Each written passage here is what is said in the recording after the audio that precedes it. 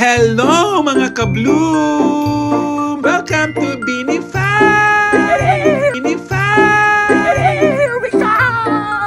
Yes, oh yes! First time in Philippine Arena at first time ko ding manonood ng Bini! Hindi po talaga ito yung outfit ko. Dapat nakapang-outfit ako ng Bini. Pero nung nasa kaorasan na, nung manonood kami, parang bigla akong nahiya sa sarili ko. Gawa ng yung ibang nanonood, napaka-simple din lang naman ang damit.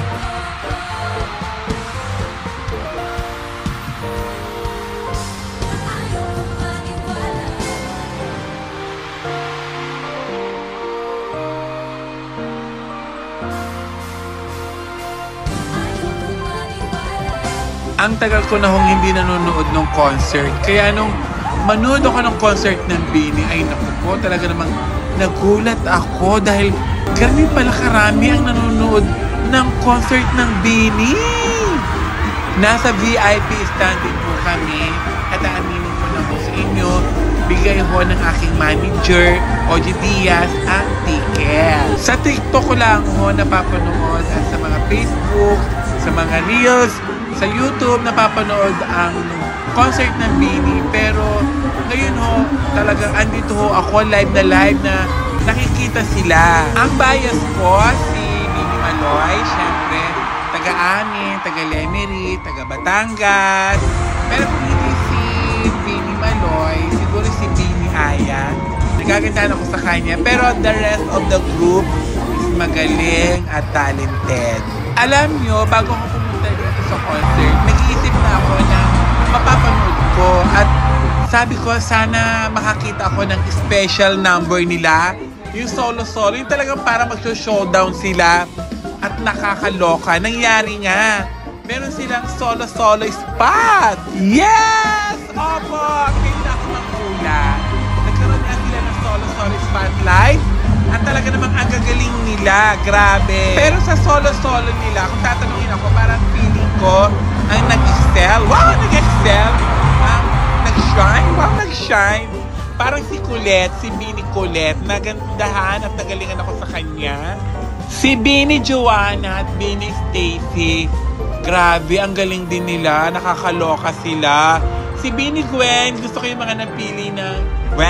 Si Bini Gwen, gusto ko yung mga napili niyang choice of song. Wow, may napili na, may choice pa talaga. Ano ba talaga, Jota? Sayang nga lang at hindi ako nakapagpa-picture sa kanila sa backstage. Naiwanan ako. Sayang talaga, hindi ako nakapagpa-picture at hindi ko sila napuntahan. Lalo na si Bini Maloy. Dahil nga first time ko silang napanood, abay sadya naman galing na galing ako sa kanila.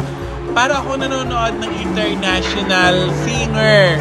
Yes, international performer. Grabe sa galing. At talented nila, in fairness. Siyempre, batang inis ako. Oh, batang inis! Kaya napunta ko pa yung Spice Girls. At grabe nagang... At grabe naging fan din talaga nila ako sobra. Pero kung paano, siguro kung Jess, siguro grabe din ang pagka-fan ko sa Bini. Alam mo'y okay na, kasi nakatulong ka. Ibigay ng lahat ng gusto at inunuho niya. Kasi pala pagbubuho ka, yung wala ka na madukot sa kung sa tabla na mga may kaso, kapunta. Talagang... Grabe talaga ang Bini. Saludo ako sa kanila. Parang talaga silang international artist. Parang international artist yung pinapanood ko. Grabe, saan nila nakuha yung fan na ito? Ang galing nila, promise. Wala ko kayong maririnig na hindi maganda sa akin dahil unang-una ho ay libre ho ang ticket ko. Kaya puro magaganda ho. Lahat ng sasabihin ko. Pero in all fairness talaga, totoo naman, ang galing-galing nila. Grabe yung costume, yung production, stage design, ang galing!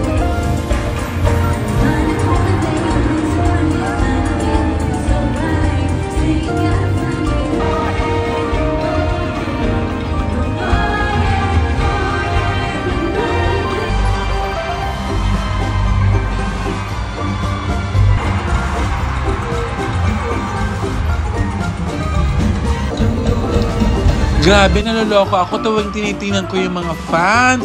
Ang dami! Iniisip ko, kaya rin magpuno ng Philippine Arena. Wow! Ambisyosa! Gusto mag-concert?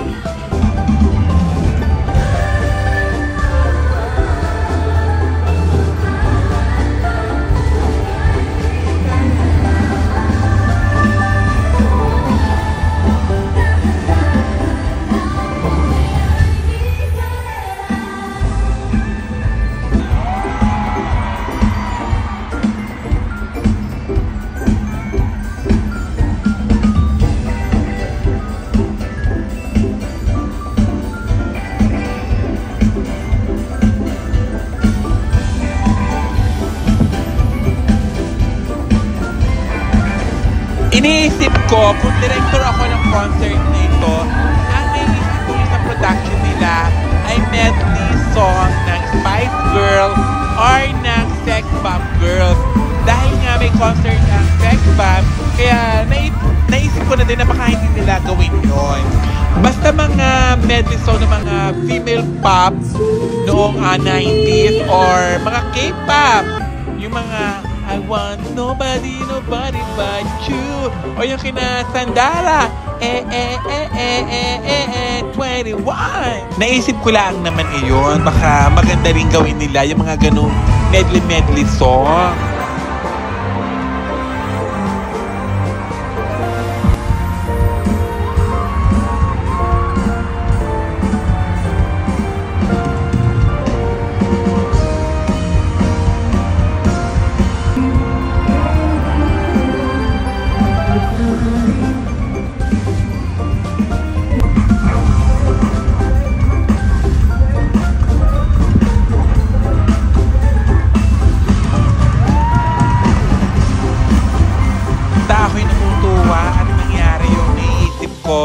Na meron silang solo production.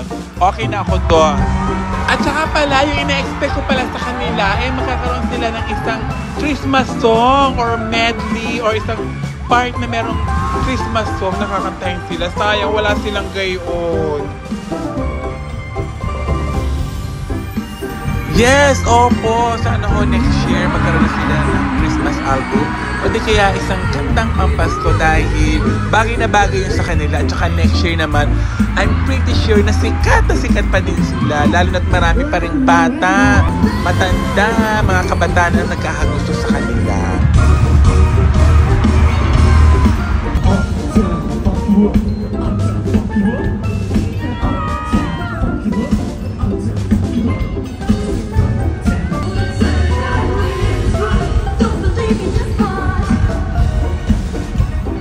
Pero lately guys, naging very critics ako. Wow, very critics! Sa mga movie at kung ano-anong mga nakikita ko. Kaya sa concert na ito, naging critics din ako. Wow, critics! Libre na nga ang ticket. Hindi, gawa ng like ko nga silang napapanood sa TikTok, sa YouTube, yung mga concert nila. So parang nag-expect pa rin ako ng mas bonggang-bonggang mga props, like mga props ni Katy Perry, parang ganon. Yung makapigil hiningang mga harness. Pero wait lang, eto ayan parang Katy Perry na din yan. Ano pag ang hinahanap mo, Diyosa? Ano pag inaarte-arte mo, ay libre ka na nga sa ticket. VIP standing ka na nga kung ano pag sinasabi mo. Pero in fairness, napisan ako sa part na arin. Ang taray sa part nito, parang naalaala ko yung concert ni Michael Jackson na nagtatakbuhan yung mga tao kung nasaan si MJ. Parang ganito yun, na wala sa stage yung singer, kundi nasa audience. Basta nasa audience, performer. Kaya, ayun, lipat ang mga manonood kung nasaan sila. Kaya, okay to sa akin. Wow, okay sa akin.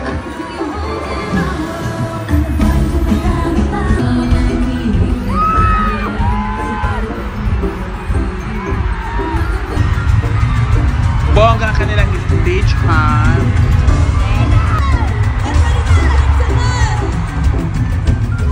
Once again, mga Bini, ako ay tuwang-tuwa sa inyo. Ang cute-cute ninyo, ang gagaling ninyo. Proud Pinoy, nakakatuwa na meron mga grupong ganito dito sa atin na napakagagaling. At talagang alam ko na pinaghirapan ninyo ito. At congratulations, deserve nyo ang ganitong spotlight, ang ganitong kasikatan dahil pinagpaguran nyo ito. Ayan, so sana marami pa akong concert na mapanood na libre. Wow! At sana marami pa kayong world tour dahil deserve nyo yan at ang talented ninyo. Dito sa part na ito, yung may harness, umalis na ako dito sa kinatatayuan ko sa VIP standing. Gawa ng parang hindi ko alam kung malfunction. Wow, malfunction! Parang nagkaroon ng problem. O yung paru-paro, yung isang paru-paro. Sabi ko baka mamaya bumagsak, kaya umalis na ako, baka magkaroon ng stampede. Hindi ko alam kung part yun, yung parang tinatakot na manonood, o sadyang parang nagkaroon ng problem na parang gumewang-gewang pag-atawag ko, gumilid, hindi naka-align. So natakot ako baka mamaya mahulog, or yung harness, kung ano nangyari. O ayan, nakikita ninyo. Parang nakatigilid yung, hindi ko alam kung sino ang mga dalawa, nakalimutan ko na kung sino. Ayan may kita ninyo nakagilid. Yan, taas niya. So, sabi ko baka bumagsak, matakot ang mga tao, magtakbuhan. So, umalis na ako. Pupunta na ako sa dulo, baka magkatakbuhan. Ayan Gusto ko sanang bigyan ng perfect 10 yung concert na ito. Pero bibigyan ko na lang sila ng 9/10. Gawa na yung ending ng concert, parang hindi ko nagustuhan. Parang natapos na lang. Akala ko babalik pa sila. Akala ko may last song pa sila. Na mga tao ay more. Ayun, walang ganon. Akala ko kakantay pa nila yun. Muna tayo umuwi. Or pag sinabi, more. Kakantahin nila yung the coconut nut is a giant nut. If you eat too much, you get very bad. Oo, wala nang ganon. So, nag-expect ako na meron silang parang finale song talaga. So, ito na pala yun. Ito na pala yung finale song nila. Ayun, tapos nagsabi sila ng mga party. Pero yung mga tao parang hindi na nag-party. Pero so far, so good naman. Kaya nga 9/10. Makababash ako. Basta nag-i-feel sila ng pasasalamat at nagpaalam, akala ko talaga babalik pa sila. Just ang dami ko nagsasabi sa kanila yung pagkabulol ko, hindi ko nga maayos. Charot! Pero Bini, congrats again. Grabe ako ka-proud sa inyo. Ang galing-galing ninyo. Sobra! So that's for all, guys. Sana po ay nag-enjoy kayo sa pagpanood in vlog na ito. Wow! Vlog na ito. Pasensya na kung may nasabi ako. May nasabi! Nakainom lang po. Nakainom! Mema lang po, mema. That's for all.